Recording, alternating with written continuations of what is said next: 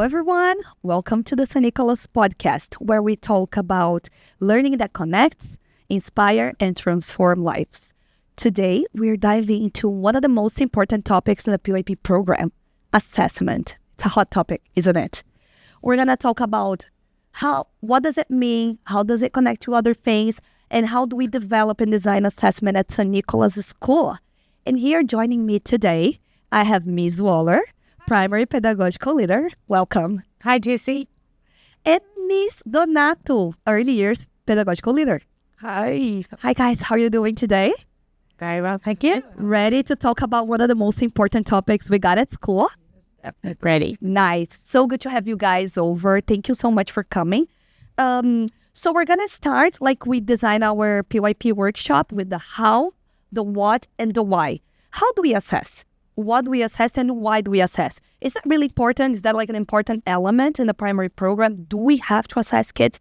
So my first question to you guys is how assessment at St. Nicholas differs from traditional schools, from the way we were assessed. Who would like to start? Okay, I can start. At St. Nicholas, we follow the PYP program, and the PYP program highlights something that is very important for us. Each child is an individual. We treat them as their own journey. We don't contrast, we don't compare any other kids. So it's individual. I think one of the things that's really the highlight at St. Nicholas, it's that it's individual. It's an individual journey.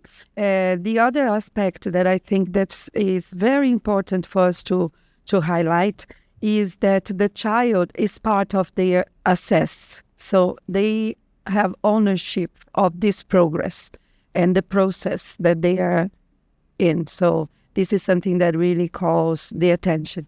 And since early years, when they are very young, they already start the self-assessment, reflecting on their learning and having, conferences with the teachers to tell where they are, if they can get better at something, what is the progress that comes next. Nice. What about at the primary school? Does it look like it's pretty much similar like early years, or you guys do something different? It follows a very similar philosophy because the early years and the primary school, even though at St. Nicholas we often refer to them as two distinct sections, the PYP, the primary years program, starts in nursery and goes all the way to grade 5. And so we share many assessment philosophies, the guiding principles behind ensuring that our learners are really involved and have ownership over the assessment process is fundamental throughout.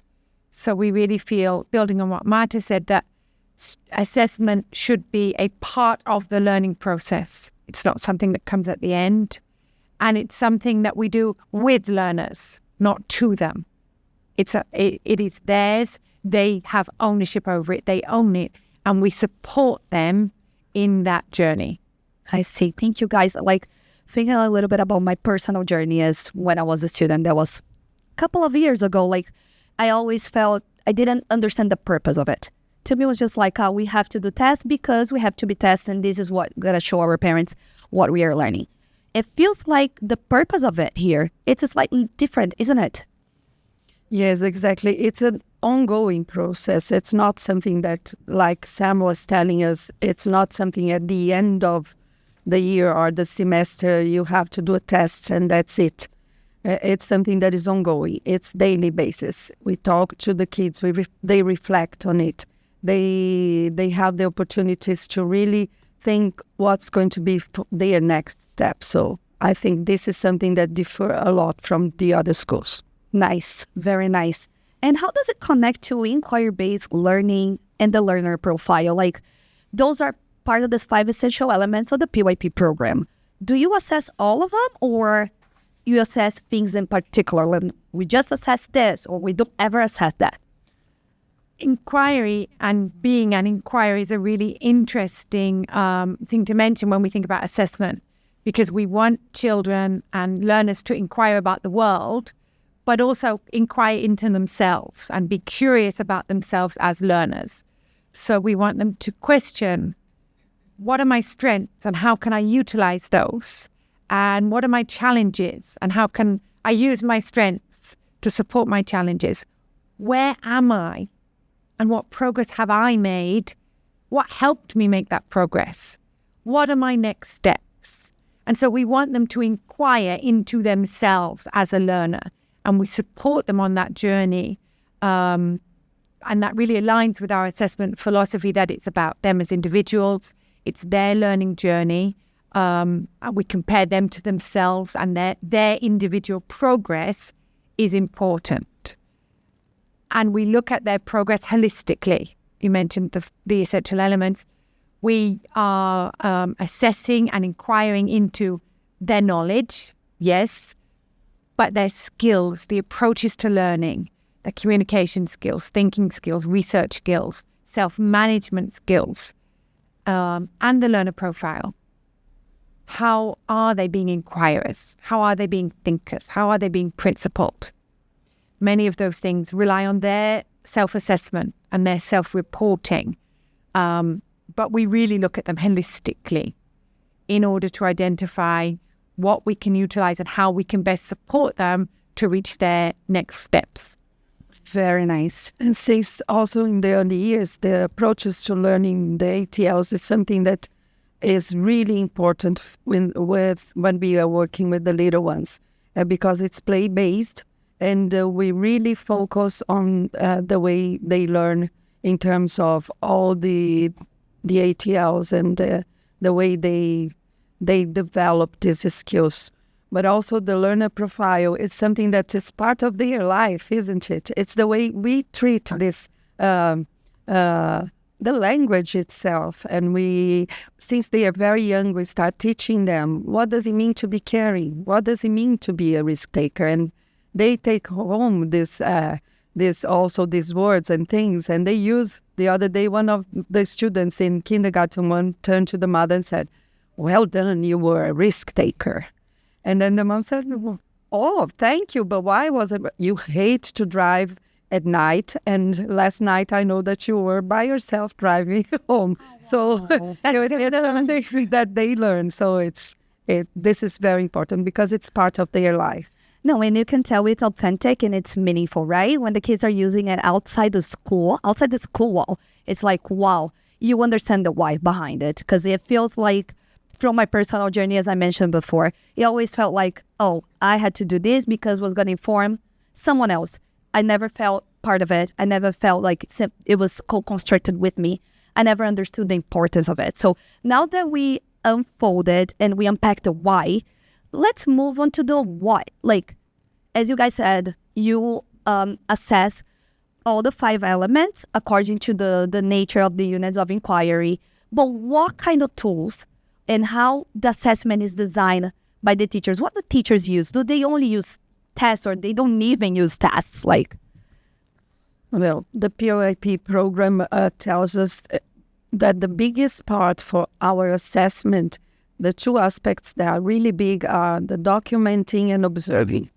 And so it's something that we really have to focus on, how these kids, especially in the play-based, the role of the teacher is to really observe, and it's our focus. When the child is playing, they're playing, right? They don't think, which kind of skill I am developing, what am I doing now? So it's you observing and promoting them opportunities to move forward. So how am I going to help this child and support this child to move forward? So it's the role of the educator and documenting. So a lot of videos, a lot of pictures, a lot of written things, notes that we take. So this is basically what we do in the early years. We have a lot of documentation. If you have the opportunity to go and visit us and go, we have all the documentations printed for you to have a look from last year. It is amazing for us to have a look. Yes. Very nice. And then as those learners move into primary, we build on that wonderful documentation from early years, and they begin to develop independence over collecting that data for themselves. And so that's a gradual progression. But really from grade 1, they are real agents in their own assessment process and beginning to record and or communicate where they feel they are. So one of our most useful assessment tools in the primary in terms of monitoring, documenting learning, I think is our one-to-one conferences. Every learner sits with their key lead learner every other week or more regularly, individually, to discuss their learning. That might be a specific piece of learning, it might be a specific piece of writing, it might be a specific learning experience they've done, or it might be more holistic, talking about their general development. And that really allows us to have a real insight into their learning. On top of that, we use things such as rubrics, success criteria, and those things are almost always co-constructed with our learners. We don't hand them a rubric and say, this is what you have to do. We talk about it. Grade 4 recently completed a really nice writing task as part of their Where We Are in Place and Time unit. And they were constructing a diary entry as a person who lived in ancient Egypt. It was really exciting. They didn't get a sheet of paper saying, this is what a diary entry looks like, this is what you need to do. Together with their teacher, they inquired into other examples of that genre and created the success criteria for themselves. That was then converted into a lovely rubric. They did their writing, they redrafted, they edited, they published.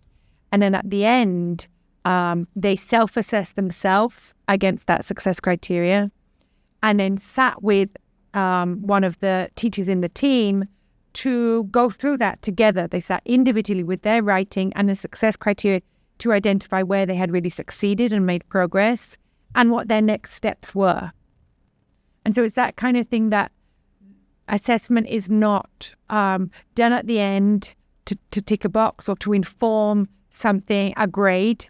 The assessment is done to really identify the next steps for that learner and therefore support teachers in their planning for what they need to help students with later. I think your answer, Sam, now towards the end is completely connected to my next question. Because I always felt, what is 8? What is 10? Out of what? Right? I always felt like I couldn't really grasp the meaning, the gist of like between 0 and 10, like there's so many layers into that. What am I being assessed against, right? Exactly what you said, and you, Marta, as well. How do teachers use then this data that informs teaching and learning and support the design of, more learning to their kids? We know based on the 4 dimensions of assessment through the IB, monitoring, documenting, measuring, and reporting, getting all this data and think of those 4 dimensions of assessment, what do teachers do with that? We take the really holistic data we're able to collect. A grade can tell you one little thing. It gives you a snapshot. But when we look at them holistically, when we take their self-assessment, our observations of them, our discussions with them, potentially the data collected from a rubric or their assessment against the success criteria, and we utilize all of that, plus what we know of them as individuals and collectively as a group, to plan future learning experiences based on their individual goals, their targets, their needs, and their strengths. And what's really powerful about learning at St. Nicholas, in my opinion, is that we can be really flexible with those groupings. I don't have to keep the same group of learners together all of the time. I can identify that these 5 learners have the same target, or that this little group of learners are interested in developing their skills in a certain area, and I can group them together for a specific learning experience that some others might not need. Some others can be working on something different that relates to their individual targets or their individual aspirations. And because of that flexibility, we can really utilize the data we collect from assessments in a much a faster way, because I can do it tomorrow. I can modify the learning to reflect what they need much more quickly, which results in much faster progress in many instances. It is a very broad program. So, it's important in the beginning of each one of the units for us to define which ones are and design which ones are going to be our goals for that unit. So after getting all, like Sam was mentioning, getting all this material, all this data, we have the possibility to think, okay, what's still missing for this child in terms of developing this skill or that skill, or this child still did not grasp the knowledge that I want them, the concept that is behind this.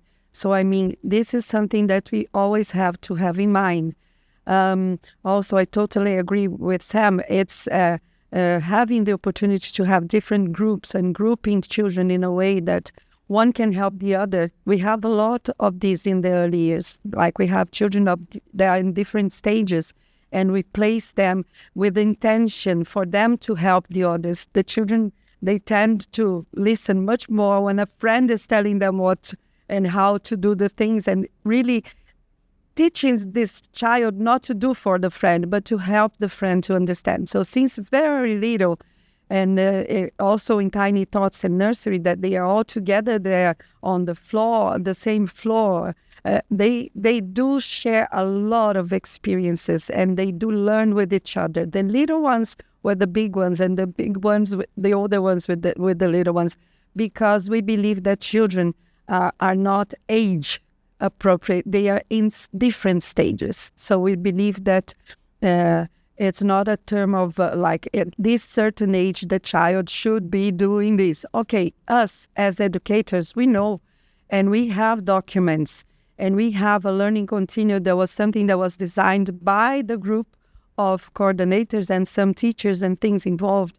That is a document that we have the steps and the stages that we really want these kids to achieve, and what's the next for each one of these elements. So it's we have different tools, but the learning continuum is one of them. Very nice, guys. It's great to hear that, because, again, it's so hard to disconnect that from my personal journey as a student at the time. And I remember that the only way of assessing was definitely just testing. We were not assessing any other way. So if you had a chat with me, I knew everything about it. But if I had to perform, especially in math, certain areas of the curriculum that I used to struggle. I guess I still do. In that sense. But the point is, the impact it had on me was awful in terms of resilience, self-confidence. I always felt like I was missing a piece. I was behind, or comparing myself with some of my friends. It wasn't healthy. It feels like the way you guys are describing, it's very individualized, personal, yet developed with a group of kids or friends. Can you just, give me a little more information about how does assessment support the development of confidence, independence, resilience? Those soft skills are just so trendy to say we develop those, but those are definitely skills that we need to have in the 21st century. How does assessment support the development of those?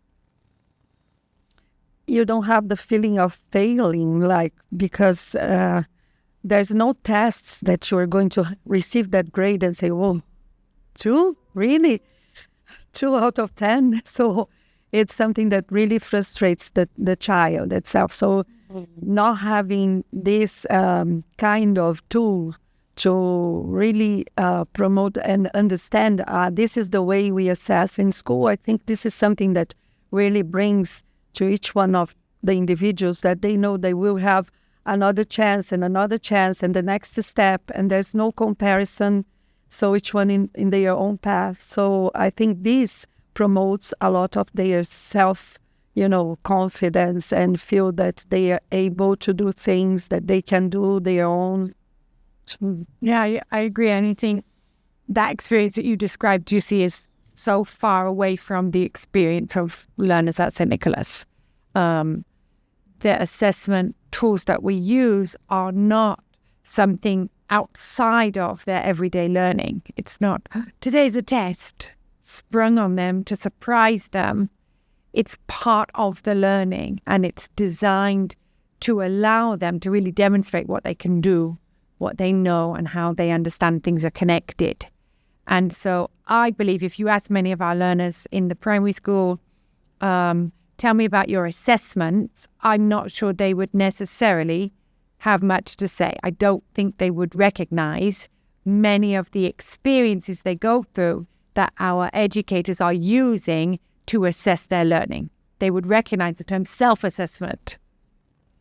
And it's really designed in a way that we can remove barriers that might be stopping them from demonstrating their understanding. For example, if we're trying to understand a learner's understanding of how connection and causation are connected. And most of the children are demonstrating that through written Portuguese.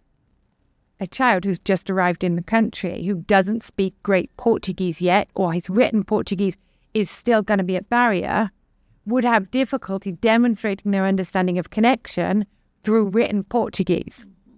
And so we reflect on, what is really the purpose of this assessment? Am I assessing their Portuguese, or am I assessing their understanding of connection? If I'm assessing their understanding of connection for this particular learner, written Portuguese is inappropriate. And so we'll find a different way for that learner to demonstrate their understanding. If I'm assessing Portuguese, then they're going to write in Portuguese, and I'm going to maybe have a chat with that. I know this is difficult for you. Don't worry. We're just trying to figure out where you are so we can plan the next steps together. I want you to have a go. I want you to try your best. But it's always a very non-pressured situation.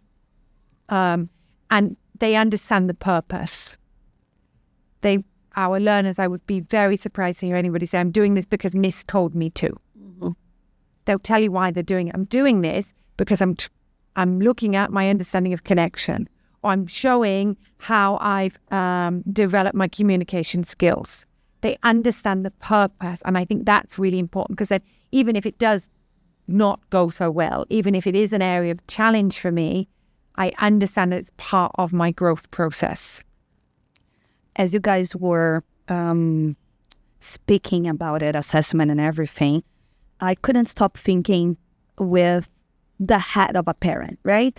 So this all sounds beautiful. But at the end of the journey, there is vestibular, there's like SATs and all those like entry tests at universities. And being an IB Continuum school, and this is something that is completely off the bat, it wasn't here. But I think it's so important for our listeners, our parents, our community, or future prospective families that are looking at St. Nicholas as a possible option for them. Like, okay, beautiful, building resilience, self-confidence, nice. But at the end of the day, my child is going to X, Y, and Z university. How does this take place in this continuum journey? They'll never be tested. We would absolutely be failing our learners if the first exam they ever sat was their IB diploma. Absolutely, that would be a failure on our part. And so, as I mentioned before, it's very much a progression. Okay. From grade 1, they start really the self-assessment process, and they start taking more responsibility for that assessment process. And then as they enter into secondary school and the MYP, the middle years program, the assessment rigor changes slightly, and they begin having low stakes testing, which then moves into more high stakes testing. The end of the MYP, they do the e-assessments, which are externally assessed. They receive certificates. And then when they move into the DP, they are more regularly tested. And so I like to think of it as a real progression. So that our real values around confidence, resilience, individuality are maintained as we slowly develop their resilience and their confidence. Because of their experience in the PYP, as they move forward, testing is much less scary. Your experience that you mentioned, I don't know why I'm doing it, I got a 2 and it was really quite traumatic, isn't it for our learners, because they've already built up this real sense of confidence and resilience. They know who they are as a learner. They recognize their challenges. And so when they come to sit a maths test that may or may not be their strength, it's much less scary because of that really strong foundation we've built for them. Also, I think that since they are very little, we focus on the conceptual understanding. not really the content of each one of the areas of development. So the children, they have the concepts. So let just give you an idea. For example, in the early years, they learn addition and subtraction. Yes, they know the concepts. They have the concepts in their minds, and they know exactly which kind of what is the addition. How are they going to use the adding things when they go to shops that they have to buy things? When do they have to give the change? They have to do subtraction. Sometimes maybe they don't really know the operation or the signs and everything that is on the paper later on, but they have the concept. So this is something that I think that grows with their age, and like they feel they can because they understood the concept. It's just a matter of the content embedded there. So it's the opposite. We are not really focusing only on the content, but more on the concept of the things. So, which is this big umbrella of, bigger ideas and everything. And like, again, as you guys were going over your responses to those questions, I couldn't stop thinking of how much the learner learns about himself or herself, right? So it's a really like metacognition process that you learn how to learn. By the time you're probably in MYP in grade 6, you're like, oh, I know that my best way of approaching this, it's this way, right? Which is, it's really magical. It sounds very like authentic, personalized, individualized. But how can we ensure that when we assess kids, especially in the primary program and the PYP program, we are both valuing progress and the process? I think it goes again to the same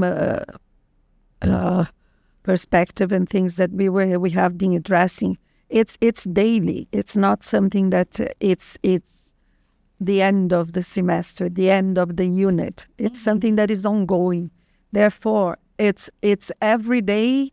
The teachers go, they sit down, they talk to each other. They know where each one of these kids are, and they know, okay, what's the next step for this child? So it goes back to this, like we have all the documents, we have all the knowledge that we as educators have to have in our hands to see and to promote the next steps for the kids. But it's an ongoing. I think that's the key for the assessment. It's not something at the end. It's not something that closes the unit or closes the knowledge that I wanted that child to acquire anything. It's something that is a process. It's not the end of it. Nice. So anything you would like to add, Sam, or pretty much it?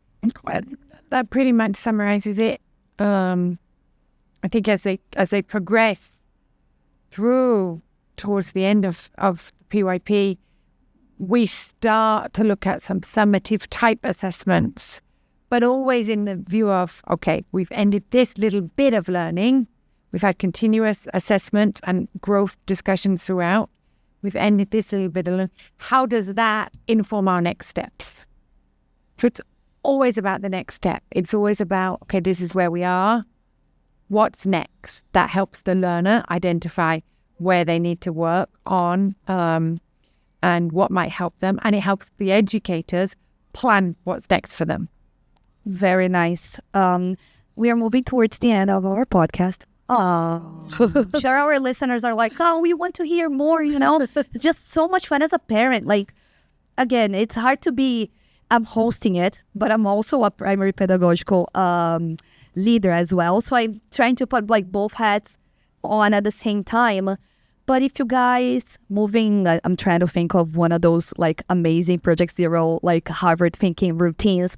If you could think of a headline, if you could summarize what assessment is at St. Nicholas, because other schools also got the program, but the way we design PYP here is so special, right? So unique. If you could think of one headline, one sentence that summarizes assessment here, what would that be? It's a very good question. No, I think I would say that assessment is done with learners, not to them. It's theirs. It doesn't belong to us. It very much belongs to them. Fantastic. And I still think that it's a process. I think the phrase like assessment is a process. process over product. Thank you so much, guys, for being here. It was such an insightful, amazing conversation. I hope our listeners feel the same way and they're a little more knowledgeable about assessment. If you're not and you're a St. Nicholas family, please come and talk to us. We are here to have you guys over, to go over any doubts you might have. We are the specialists. So I think we're able to provide the best, answers about the possible doubts you still have. I'm your host, Jusileia Oliveira Gray, and this is our St. Nicholas podcast. Thank you, guys. Thank you.